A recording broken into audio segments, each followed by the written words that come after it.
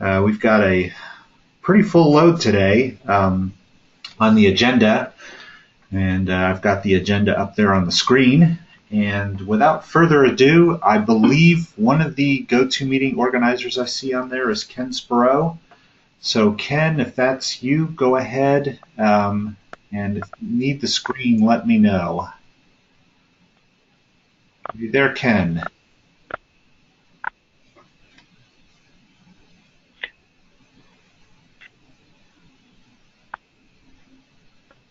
Ken, if you're talking, we barely hear you.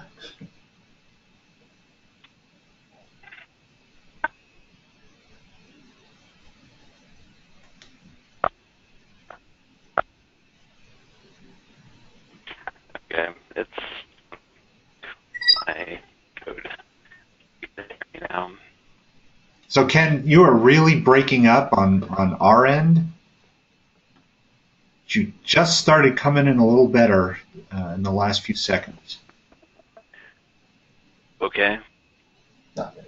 That sounds much better. Okay, let me know. If need be, I can call in from several phone. Yeah, I think Okay, I want to good. do that. You're breaking up again. So let me go ahead and share my screen. So Ken, you're breaking up again, so we might want to call. give me 1 second to call from the other phone. So let's wait for Ken to call in.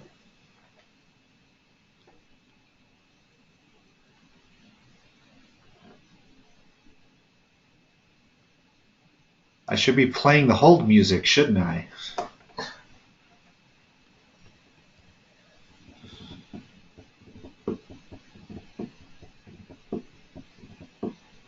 I hope everybody had a good long break since the last owners meeting, which was the beginning of December last year. A lot has happened since then. Ken is about to tell us some of the new things going on in the VLab as soon as we can hear from him again. Okay, can you guys hear me better now? Much better, Ken. Thanks. Go ahead and you continue. Okay, sound great. Okay, sorry about that. Let me give this a shot. 1 sec.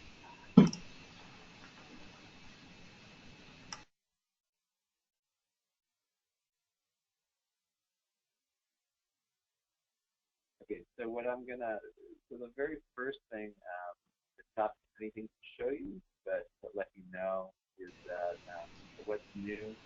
Ken, you've gotten quiet. Yeah. Okay, let me actually.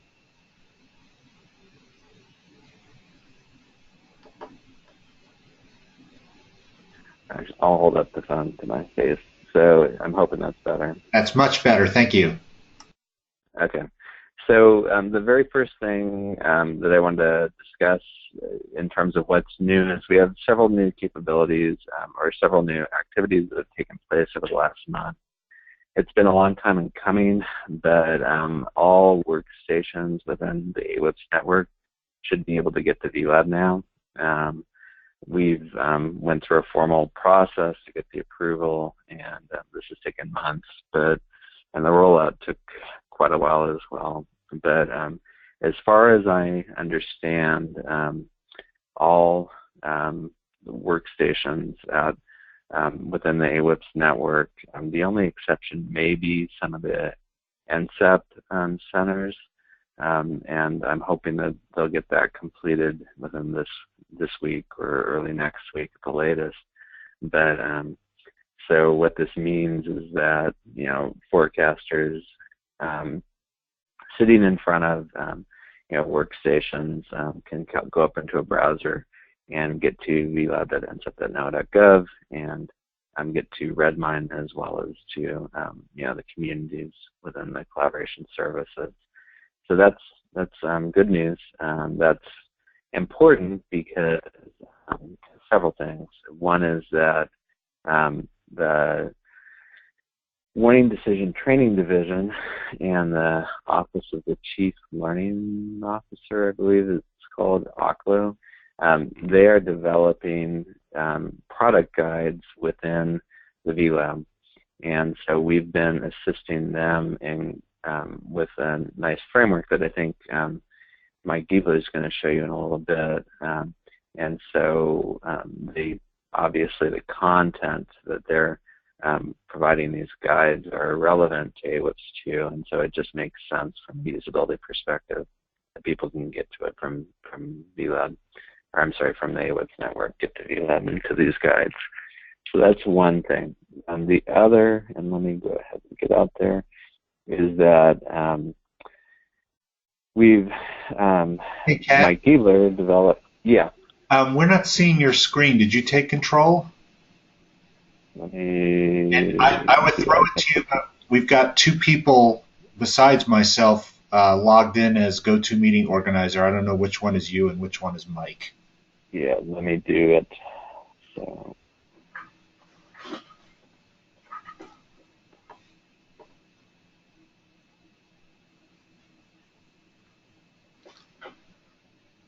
Yeah, let's take it.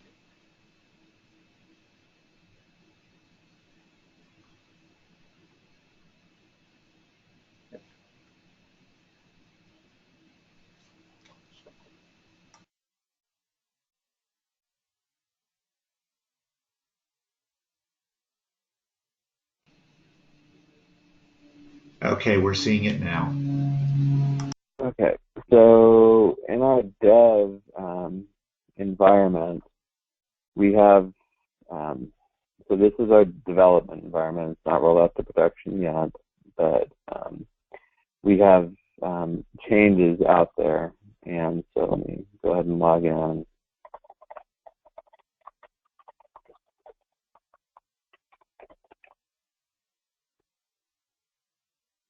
So the ideas marketplace is, we've got a tab out here, and the concept behind this is that we want to be able to, and this came from Eastern Region, from Brian and Ken Johnson within Eastern Region. And so what they are promoting is a way to share ideas.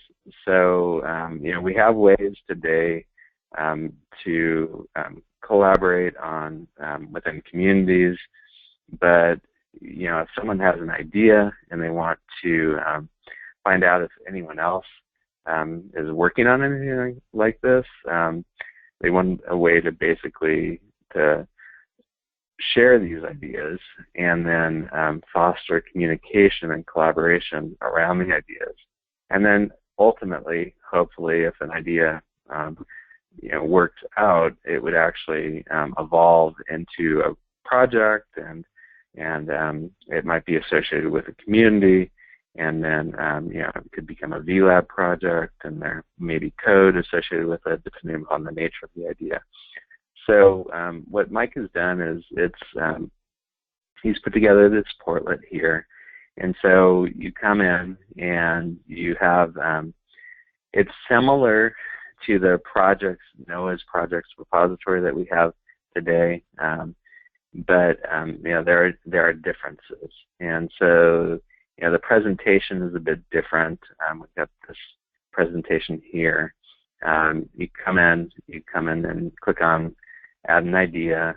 It allows you to, within a WYSIWYG editor, to you know, specify any details or anything like that about the idea. It then would show up. Let me do that.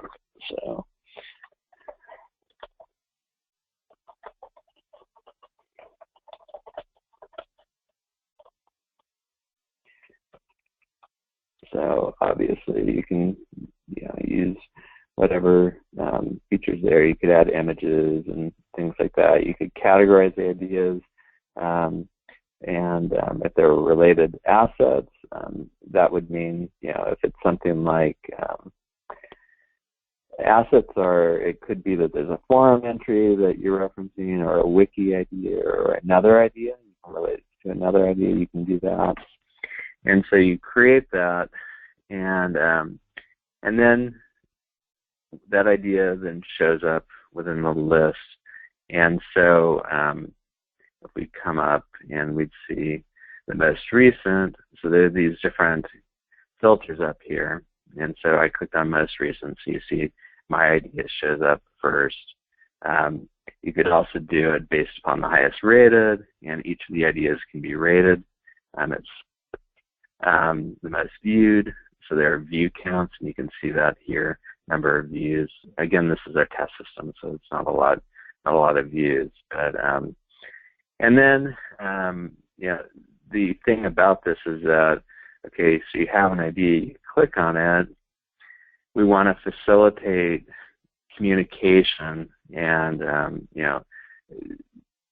around that idea. So one of the things that we do is we create a discussion forum, and so this will change in the future. It's not going to have this unique idea. It would be the name of the idea itself, but I can then come in and say, okay, well, I want to post a new thread associated with this idea, and then you can use the capabilities from our message boards or the forums within VLab, and people can subscribe to it, and you can have this conversation, and it's all then tied to that particular idea. Other things that are useful, I think, are, it would allow people to subscribe to a particular idea if they're interested in it.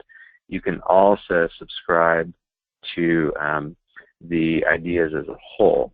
And so what I mean by that is, so if we come in over here, you could, so I'm subscribed already, but you would click on the subscribe button at the top, and then as any new ideas are posted, you would get an email indicating that, hey, these new ideas have been, are new within the VLab, and then you could click on those and go in, and if, like I said, if something's of interest to you, you would then subscribe to the individual idea.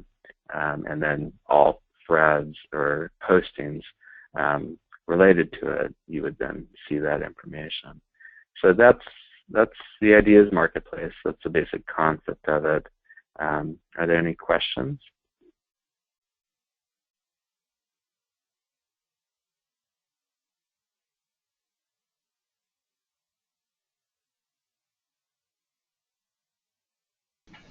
I'm not seeing any hands raised.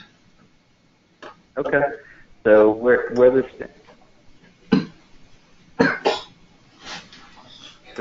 stands right now is, it's out in our dev system. If someone wants to play with it a little bit, that'd be fine too. You can log in to the site. It's rather than just VLab.ncep.now.gov, it's VLab-dev. Like you saw, it's a self-signed certificate because it's our dev system, but you're free to log in with your NOAA credentials. Just make sure that you're aware that you're on the dev side, not production. But it's out there, and if you have any feedback for us, you could provide that to VLab.admin@NOAA.gov, and we would appreciate that. That's Brian and Ken Johnson are evaluating it now and looking to see if there are ways to improve upon it. So that is it. So, and then I'm hoping that everyone, that's interested, this is obviously our dev system, but we have the what's new within production. And if you're subscribed to that, you should be getting emails for new communities, new development service projects. And you can see here, we actually put in this new ideas portlet too, so like some dev. So I'm not going to go and review all of the new projects and communities this week or this month, because hopefully you're getting that information already. So that's it for me.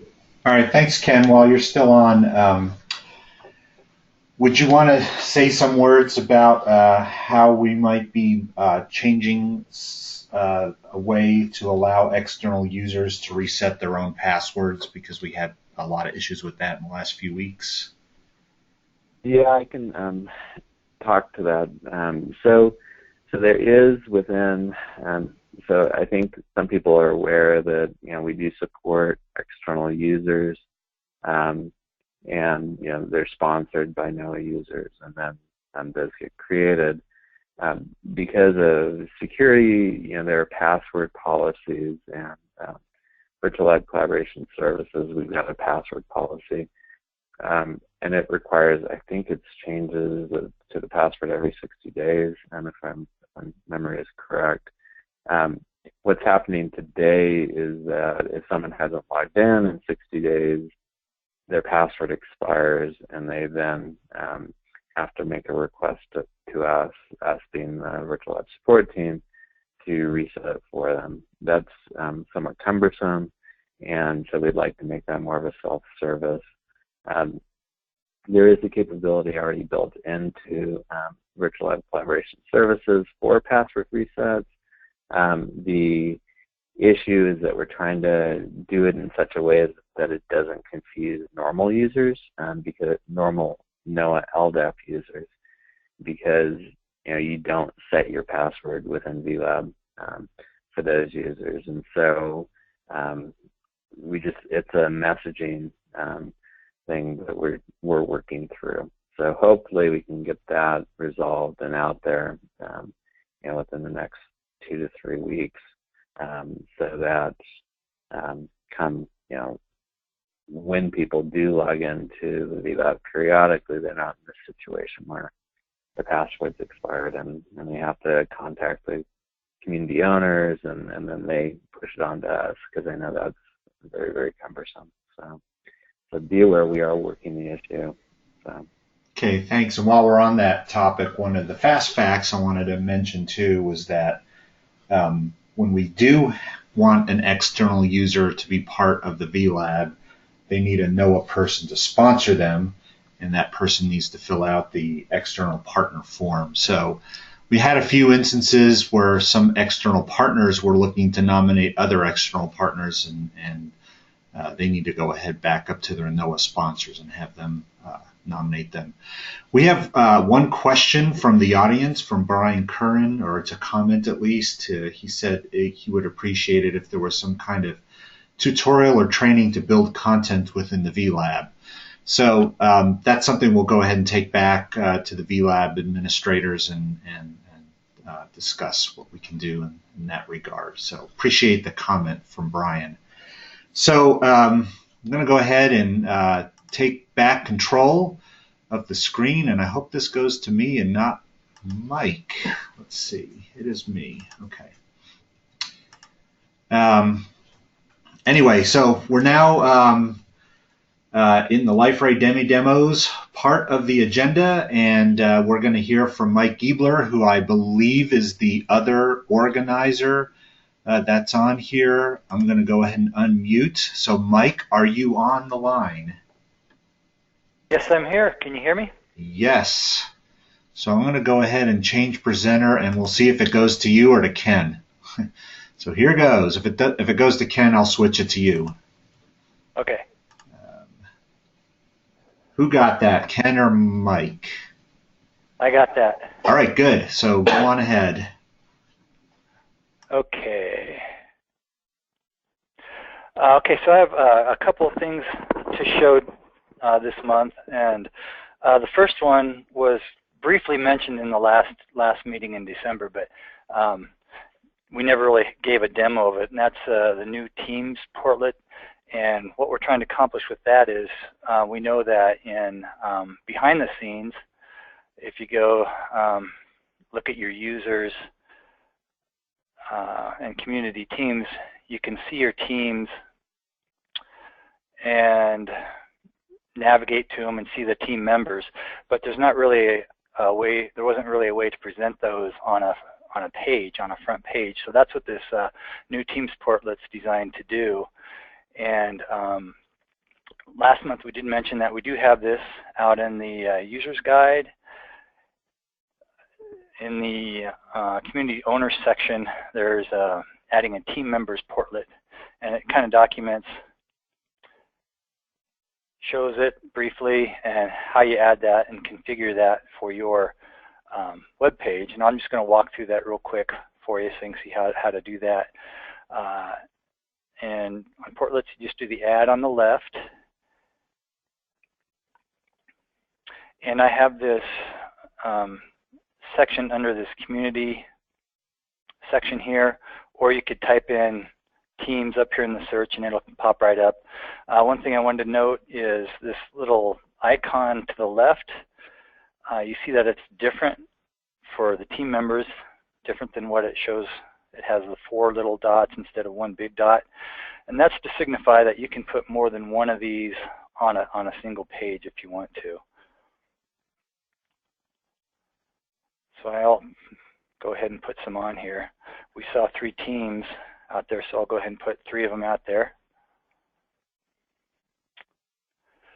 And then to configure this, you have the gear icon on the right, and I configured this under this preferences setting. So you click on there, and there's just 2 things to set. The first is you choose the team you want to display, and we saw that there are 3 teams on the page before. So you just pick from that list that it gives you. And then this second one is just a default number to list in the table view. So then it has a paginator if you have more than the number that's set here. And then click the Set Preferences and return to full page. And then it just lists the team members, and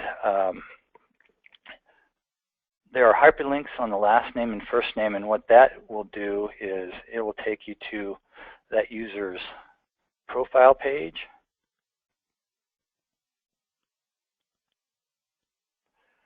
And on the email address, it's a hyperlink to a mail to hyperlink. So it'll, if you have your mail client configured, it'll go right to the mail client to send an email to that person. And let me just do another one real quick just to show you that you can have more than one team displaying at a time.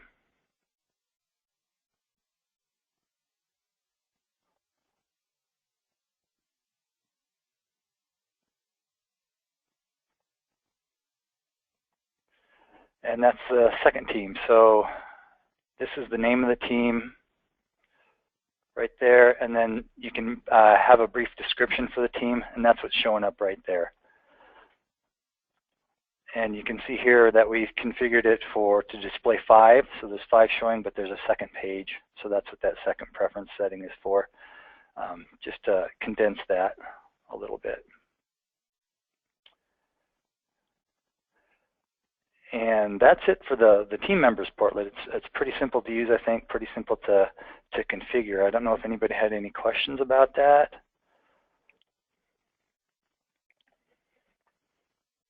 Looks like no questions on that. Okay. Yeah, I think it's pretty straightforward. So if anyone has questions later, that's we can come back to that. The second topic I was going to cover is that we've kind of created a new web content template that is designed to navigate through what I call a root folder. And in that root folder, you'd have some subfolders. Let me just kind of give you a quick example of what I'm talking about here. This is on our dev site, and if you go to content, and into web content, we have a lot of web content out here. But for our user's guide, we put that all inside of a folder. And then within that folder, we have a lot of subfolders as well. So what this new portlet does, I call it the accordion navigation portlet. It will display an accordion, kind of a tab. And for each of these folders in here, it'll show as a link. Let me just give you a quick live shot of that. So here's an example of it. So this is a different web content folder that has, these are the subfolders underneath here. And then you click on one of those, and this shows you all the web content articles inside that folder. And then if you click on one of those, it will change the content over here on the right in this asset publisher portlet that we have on the right here.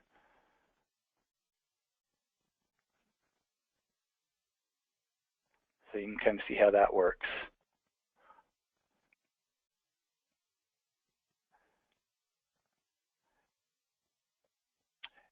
And for this, we do have IDONA User's Guide in the Community Owners section again. I'll link out here to that. This is using the according structure and template, and it walks you through how to set that up. It's a few steps, so it's a little bit lengthy. I was going to kind of try to walk through an example with our User's Guide real quick for you.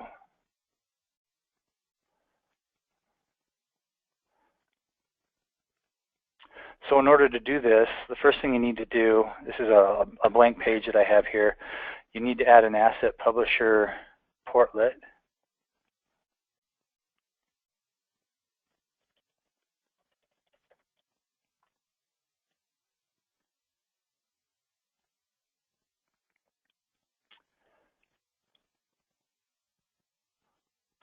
And then what I like to do is it needs to be configured. And what Liferay has a concept of display pages, and you need to configure this page to be a display page for web content. So that's the first step that you need to do, and you do that on the gear icon and go to configuration. And what makes this a display page is that you select an asset publisher to be the default asset publisher for the page. And I think that's under display settings here. And here it is. It says set as the default asset publisher for this page. And save that. And what that does is that actually configures this page to be able to use with web content to show as a default asset publisher. Another thing I like to do to configure this is just display a single web content article as the default. And again, we do that on configuration here. And to do that, on the asset selection, you change it from dynamic to manual. And then you have to select the web content article that you want to display by default when you come to this page. And that's down here at the bottom where it says asset entries. And select a web content article. And you can scroll through all these. It also has a search feature here.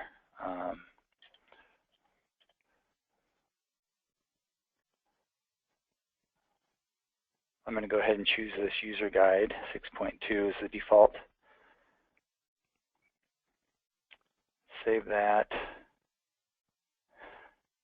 And one last setting I'm going to change on the display. Instead of displaying the abstract, I'm going to display the full content for that web content article. And click Save.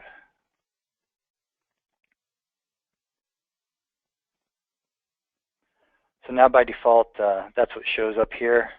There are some additional settings you can set in there that I didn't do. You can get rid of this social media flag at the bottom. That's another configuration setting in here. And then the next thing we need to do is add accordion over here on the left, and I'll show you how to do that and how to configure that. What we've done is in the web content,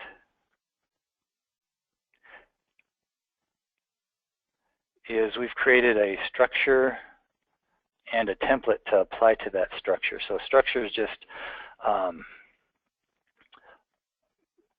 kind of a template that you add information into, and then what the template does is it takes that information and translates it.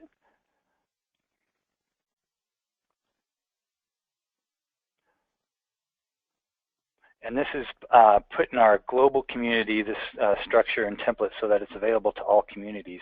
So to do this, you click on Add, and it is called an accordion navigation by folder name.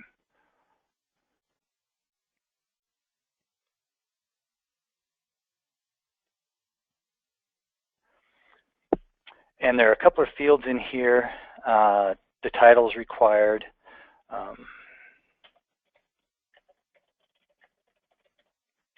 And then the name of that root folder.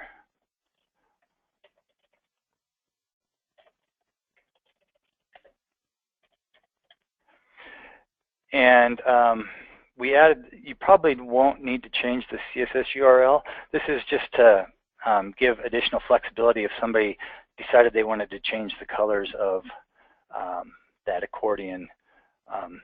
They could do that by creating a new CSS file, uploading it into Documents and Media, and then putting the URL to that in there. So I'll go ahead and publish that.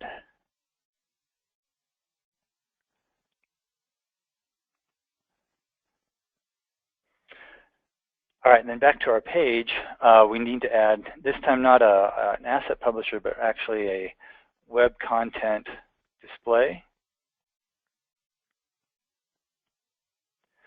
And then when we select our web content, what we want to do is select that structure that I just created that pointed to that folder. And here it is right at the top. It sorts by default by modified date. So I'll select that and hit save.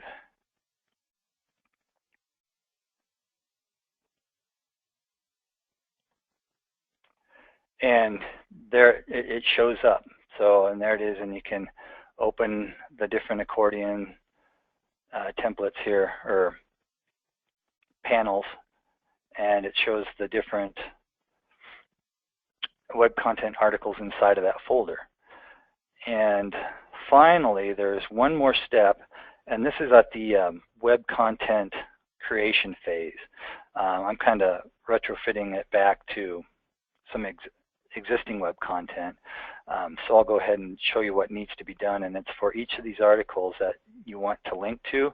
They have to be associated with this page that we created as a display page, and I'll show you real quick how to do that.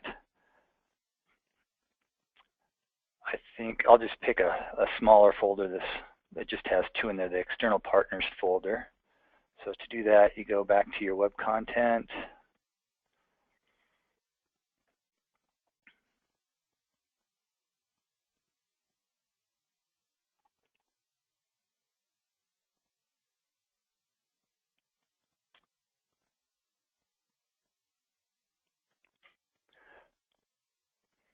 Okay, so then what we need to do is just edit these two articles here, and then it'll make this work the way we want it to. And we've added another option over here on the right called Display Page. If you click on that, it'll give you this little dialog to select the display page you want to associate this with. And the ones that are configured to be display pages are actually bold, so they're easy to identify. We have a lot of pages on this site, so here's the demo that I just created.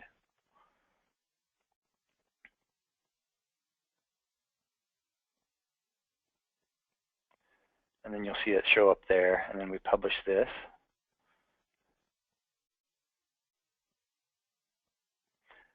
And I'll do it for the other article in here.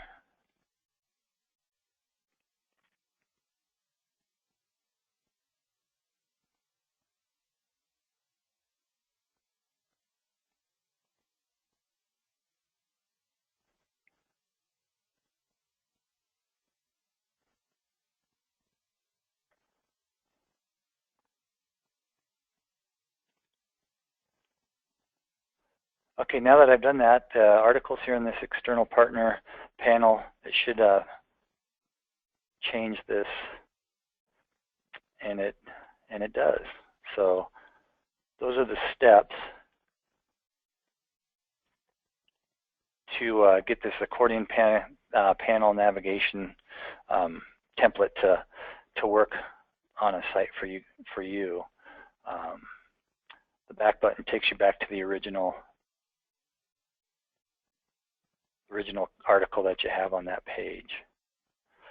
So those are the steps. I'm familiar with it, so it's pretty quick for me to go through it and get that done. And we have the, like I mentioned, and the user's guide, hopefully step-by-step instructions. Any feedback, if anybody runs into any problems with the information on there, let us know so we can make corrections on that. Okay, so that's all I have for that. Okay. And I didn't know if anybody had any questions right now, or. And Mike, that information is contained within to set this up within the user guide, correct? Yeah, I don't have it here on the dev site, so if I go over here to our live site, our production site, we'll see it there. And there we go, under community owners, here it is, the accordion structure.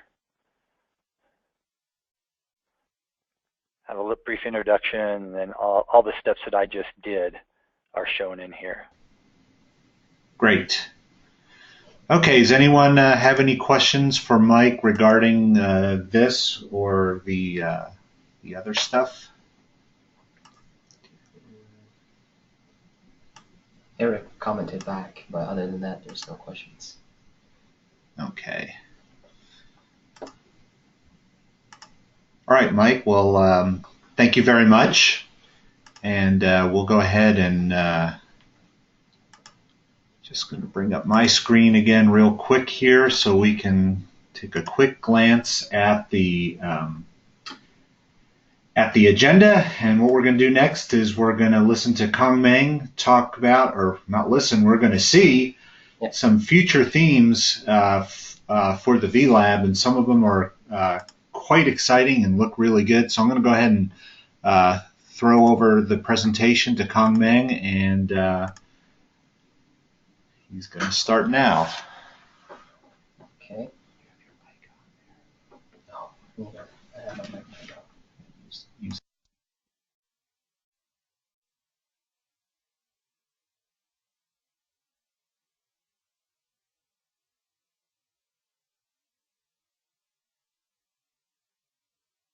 Go ahead.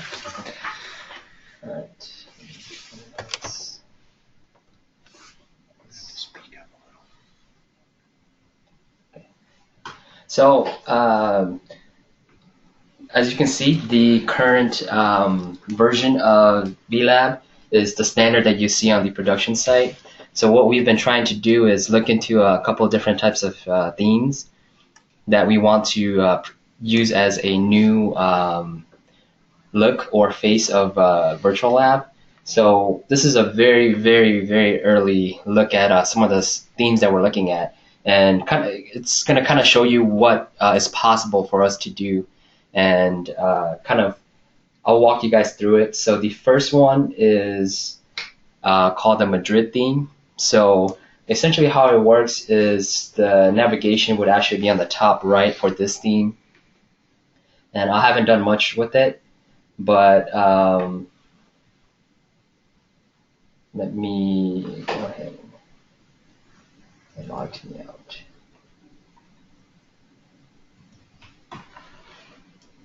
So the difference between this and the regular theme is all the utility is on the top left. If you want to see the settings, then it's all hidden. It's not obstructing your view. So this is the first theme. The second theme is, which is my favorite, is it's very clean and nice looking. So if you want to search, you have your search bar on your top right. You have your menu on the top right here, and your logout. And then if you need to use the actual menu, so instead of having it how we have it right now, you can actually hide it so that if you need to use it, you can use it. If you don't want to use it, you can take it off. So you have an actual page that looks like a website for your users. For this theme, these are the more exotic themes that I looked at. This one's called the Traveler's theme, and this one's more for photography. But it just kind of gives you an example of what is possible with this theme. And if you click, for this one, you can see that it has two menus, one on the left side and one on the right side. The left side shows you the actual navigation menu. And then on the right side, it shows you the profile and the settings that you would see on the regular theme. The next one is more like the Apple professional design. So if you look at it, it's more like a professional front-facing website. When you click on it, it goes to the information And then if you click the settings, it has a nice profile view of of your login, and it's organized so that it's not in the way. So a lot of what these themes do is they try to hide a lot of the utility that's not used, and when it's needed, then it'll pop up or it'll turn on when you need it to use. And this last theme is the theme that Mike Giebler was working on, and it's called the Herald theme.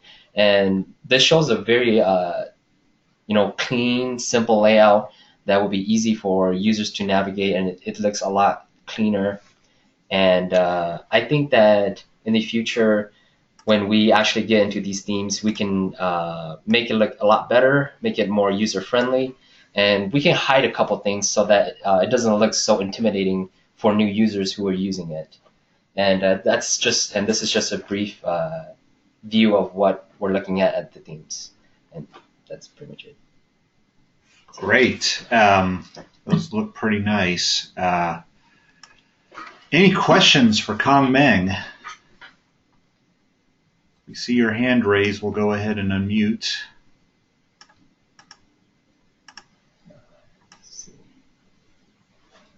None yet.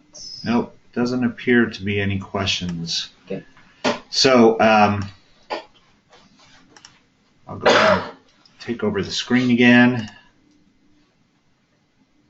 And we're now at the community spotlight portion of the meeting. And our guest today is John Eyes from Central Region, and he is going to give us a demo of the Central Region Sioux community. And I'm going to go ahead and unmute John. So, John, you'll have to unmute from your side if we want to hear you. So apparently, I can't do that from here. And John, as soon as we hear you, I'll go ahead and throw the screen over to you. Me? We can hear you now. So let me go ahead and... Okay, good. You have control. So go on ahead. Okay, just give me a second here.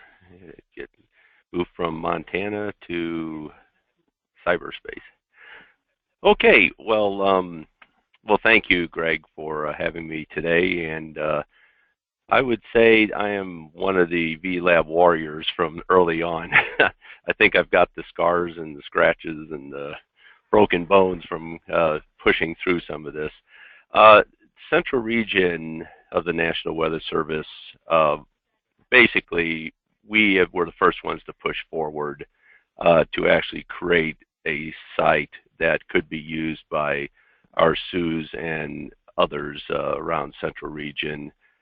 We've exceeded, I believe we have about 375 staff that are signed up now, and we're just kind of pushing forward using it to share documents and so forth, and I'll show you some of that in just a minute.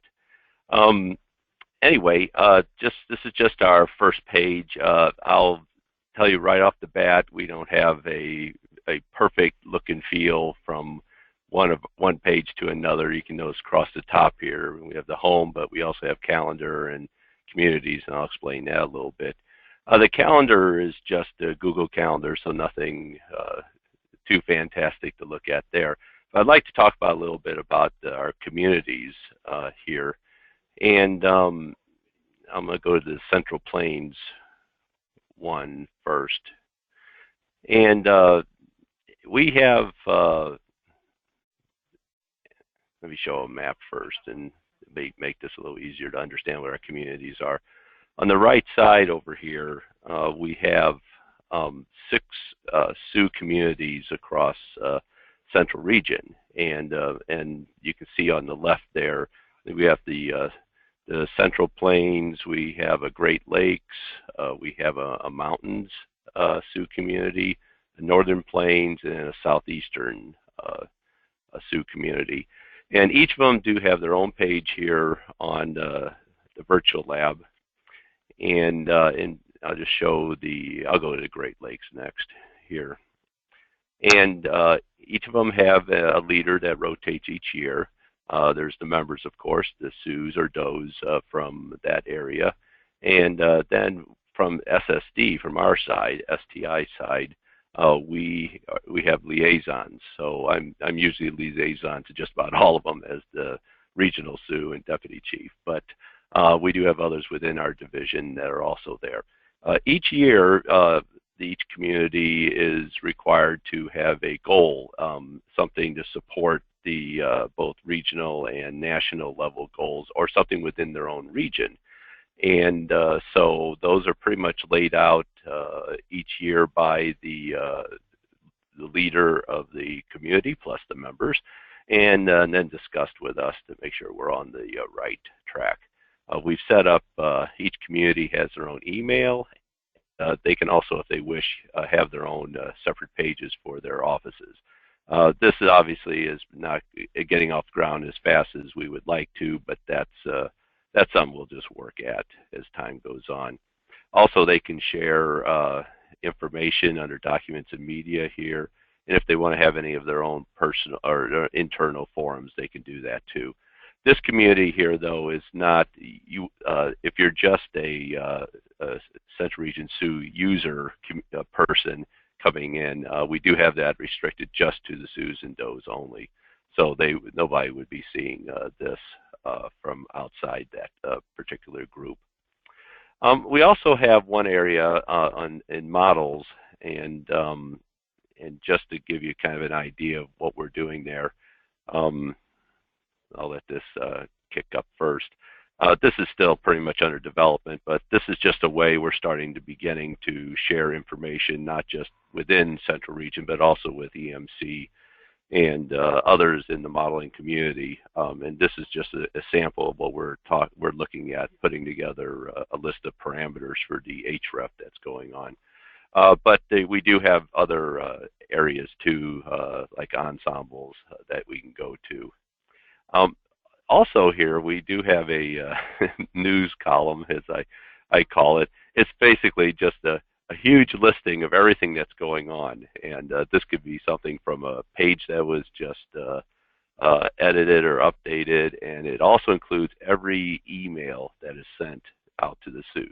So we have a huge archive already of everything from the past year that's in here. And that's really been great to have that. If we ever have to go back and find something, it'll be there for us. We do have a lot of different projects underway, some more active than others, but the one in particular that we're working with WPC is this QPF test that you may be familiar with, that we're doing with WPC between us and Central Region this year. And it's been fairly active. The forums are staying busy. And we've had a lot of good conversations between our offices in the field and also with WPC. And we've seen some huge increases in collaboration all up and down the line. Because here also, if we see that there's some differences, large differences between WPC and our offices, or things that don't look right, our Regional Operations Center, or ROC, will get the two together to talk. A lot of times the WPC and offices will have already talked, but sometimes things aren't working out quite well, so sometimes you have to put a referee in there a little bit to help things along. So anyway, but we also have a few YouTube videos that are on here, and show you how we've used that a little bit. We do have what's called a SciShare or science sharing site, and in the upper right here, we have about 138 different videos over the last couple years from various webinars that have been held, both inside Central Region but also outside. And we put that in there. And we've also put a lot of different types of information that made it available to our offices, something simple as a phone directory even. So that gives everybody a place to find things. We also have a search page, and we put everything from our people locator to the NOAA locator everybody's familiar with. Also, if we want to see what everybody's been up to, who's been posting what, we can come over here and see what everybody's been up to. getting a little idea on group statistics in the lower, and then we had the leaderboard, and I have to hand it to our chief here, Jeff Craven. He's definitely ruling the leaderboard right now, as it were, amongst all of us. Also, just a couple other little things. We do have a training page, and this is where every year we have a guidance memo that we put out, and we have different links. And a few sites have gone and making their own professional development pages. And this is also where we keep all the office training plans that each of the offices put together each year. So they're all underneath here for us. So this is just a few of the things we have in here, and just want to kind of show you that. And I'll just go back to the home page, and we can just open it up for questions. Thanks, John. If anyone has a question, go ahead and raise your hand, and we can unmute. It's quite an impressive community, and appreciate the presentation, John. I'm glad we got through some of the earlier wrinkles we had today. So. Well, that wasn't a problem. A couple of things I would like to mention, though, is we still have a long way to go to make this really a dynamic site, and everybody's very familiar with my pet peeve is we need to have better themes, and we need to have a better design, and partly I've been playing with that with the CSS, but you have to be a little careful because some things default in the system and you think something's been changed in one place and you change it something else on a page with a portlet. Portlets are great, but they also tend to overwrite work you've done, and so there can be actually issues with that. So you have to be a little careful when you're trying to change some things from the standard, as it were. We do use pretty extensively the permissions facility with this.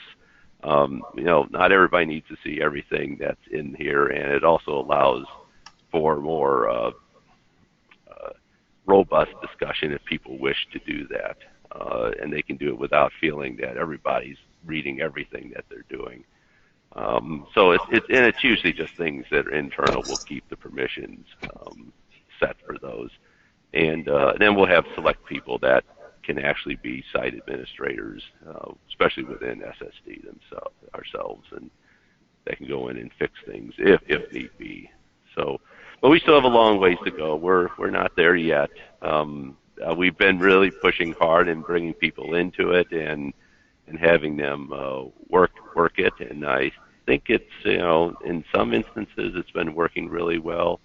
Others, so-so, but I feel for the offices because they're pulled between the virtual lab and the Google sites, and that's a real problem. Even though you can reflect Google listing of files and so forth in VLab, it's still kind of hard to be switching sometimes between the two, and it's not apparent right away where everything is when you get to the virtual lab. But we're trying to work that as best we can, and we do keep everything pretty much on here related to the SUE program. I mean, we don't have a whole lot per se anymore. We've kind of closed down the SSD Google site, and so we pretty much have everything over on the virtual lab site right now. Great. We've got a question from Jack Settlemare, and you are unmuted. Go ahead, Jack. Yeah. Hi, Jack. How you doing, John? I was just listening to your talk here on the side, coming in late to the call, but we don't heavily use VLab, as might be evident. But so if I wanted to, take what you've done and not have to redo it, is it easily movable and duplicated and call Southern Region and help and build it out, or does it become a nightmare that way? Well, I think sitting down and kind of deciding sort of what is it you would like to do, and it's not hard necessarily to share things between, if you say, gosh, I'd really like to do this, this, and this. I think there's ways that we could do it. I think we'd have to bring some of the virtual lab collaboration services folks in just to make sure we didn't lose anything along the way. But there are ways to do that. I forgot to mention one thing. Is we do have a publications page, and right now Ken Spurrow and his team are working on a workflow and a process for people to actually, if they're going to a conference or they want to publish a paper, for them to submit the information, and then it goes to myself and also our publications advisory team. Matt Bunkers up in Rapid City is the chair of that team, and for review and then ability then to move that back and forth and do approvals and so forth. So we're trying to really dig into it. Something I didn't show either is, we do. I don't have all the goals up here, the national goals yet, but I'm working on that. We also track the Sioux community goals each year, and also we're keeping a list of all the teams everybody's on, because it's kind of been kind of hard to figure out who's doing what around our region. And I think we have, what are we up to now? 122 entries in that. So it does work well for, entering data and keeping it in there and so forth. So for long-term, archiving and collection of data, at first I had to get used to the way this works for surveys, because it's not obviously the same as Google by any stretch. But once I kind of figured out how it was done, it seemed to go fairly smoothly. The thing you'll find, though, when working with the virtual lab is you can tell this has been a community project. And when you have a community project, there's a tendency not to have a look and feel that is consistent. And that's a huge problem in my book right now. And I think it's something that's keeping people from getting on is, if you want to add a bookmark, or you want to add a file, or you want to do something on a forum, just finding the save button and the open button and so forth, they're always in different places for each type of portlet, as they're called, the little blocks that build these pages. So that's something that has to be taken care of. It has to be fixed, because without that, we'll just be pushing and pushing and pushing, but we're not going to get the use that we really want people to be in there and doing. So we've got to get that consistent look and feel, and we've got to fix the themes and the way we do colors and so forth. It's just, we're just not there yet. Let's put it that way. We could really use somebody that's excellent in web design. We really need someone who knows that end of things. That'd be a great addition, I think, to the team. We've got Brian Moretsky with his hand raised. Go ahead, Brian. Hi, Brian. Hi, John. Tag teaming from the regions here with Jack. Yeah. So similar comment as Jack. We're not actively using it for some of our things. We do participate in different communities on the VLab, but for some of our things, we have them on a Google site already, and I don't know, we don't feel like there's anything that what you've shown here is good. I know what you're saying. What you've shown here is good, it's just we already have it done, and I don't know if you know of some reason or something like that that says we should get rid of what we've already done and come to the VLab for that. Yeah, I would say there are things the VLab can do for long-term archiving of data, to create databases and so forth. There's a lot that Virtual Lab has going for it that Google Sites really doesn't at the moment. And I think mostly, if there's one thing, is the SUSE one is one place to go find everything. And I think it's, even though we don't use it as much as we'd like, they do have a really great way of actually storing bookmarks for things, and then you can search on them and find them. It's just that you don't lose stuff as easily, it seems like to me. I get that feeling when I work with this, that I'm not losing it. But it also allows us to, just do iframes and just lay things in from Google Sites. So, you can start from that actually, is just build it and make it and just bring things in, show things, listings from Google Sites to start out with.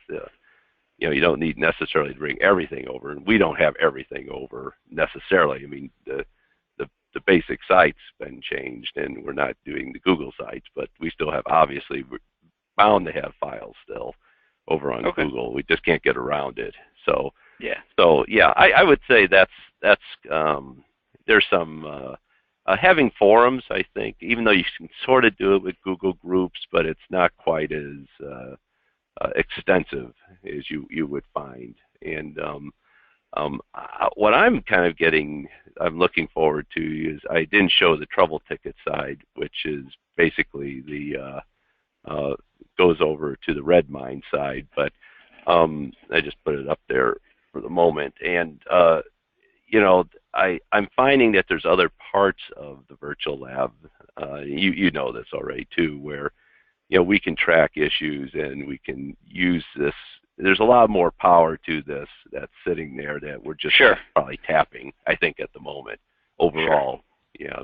But a lot of people use all this stuff, though. I mean, Git and Subversion and so forth. So but for the day in, day out, Sue, I can understand it. I think the nice thing is we've been able to pretty much store everything, and we don't have to worry about somebody accidentally going in there and deleting it or doing anything, with it. So it can be a huge repository, that's for sure. Thanks. Yep. Okay, thank you a lot, John. Yes, You're welcome. I'm going to go ahead and make me the presenter again. Oh, you want to be presenter? Well, I'm just going to show I'm going to bring the agenda back up. And it shows that we're in the roundtable part of our meeting. And we've already gotten a question from Brian Curran. Are we able to gen up lists in VLab as we can do in Google Sites? And he also mentions 123 contact form as another possible way to do this. I don't have an answer to that. Do one of our VLab staff have an answer? Perhaps Ken or Mike? I'll go ahead and unmute both of you. So would you please repeat the question? Brian Curran asks, are we able to gen up lists in the VLab as we can on Google Sites? Surveys, training assessments also would be useful additions to the VLab. So when you say lists, I guess I'm wondering what's meant by that. So with regard to surveys, yes, there is. We do have the dynamic data list. That's like the online forms that can be generated. That's what John Ice just demonstrated, where he was calling them database entries. Basically, you can create a form online and then have the responses then go into the database, and those are all accessible. So that's, and then you can actually tie it into workflow, so that if there's an approval process or something else has to happen when someone submits entries, whether it's to a poll or to an online form, actions can occur. So I'm not quite sure what's meant by lists, though.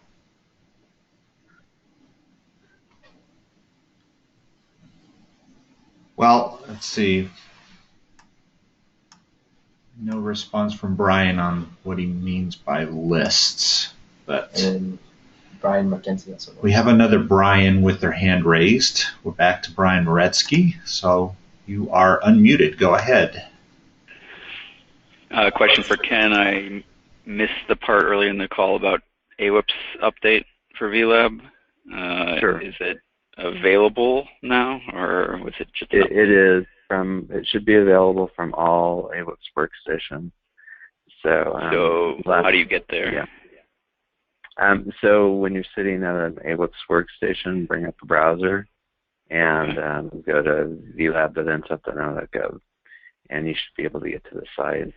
I tried it. I tried it and didn't have any success. But and you're coming from which site? Is that Eastern region? Yeah, Eastern region on our AWIPS. Okay.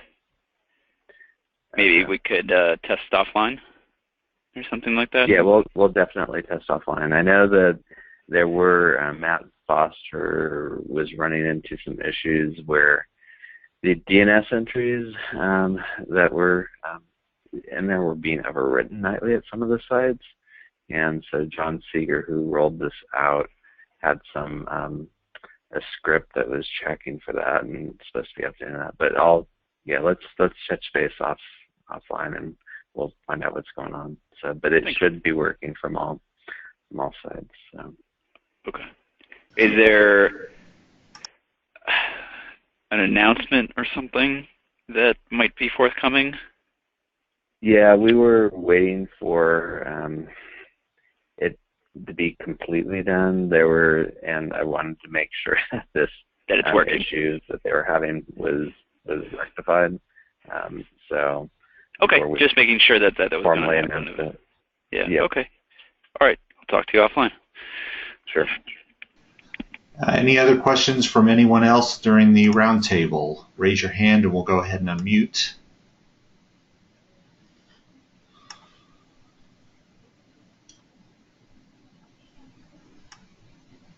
And looks like we are most likely done for the day. So I want to again thank all the speakers today. We had a pretty full agenda and there was some pretty new and exciting stuff that we saw.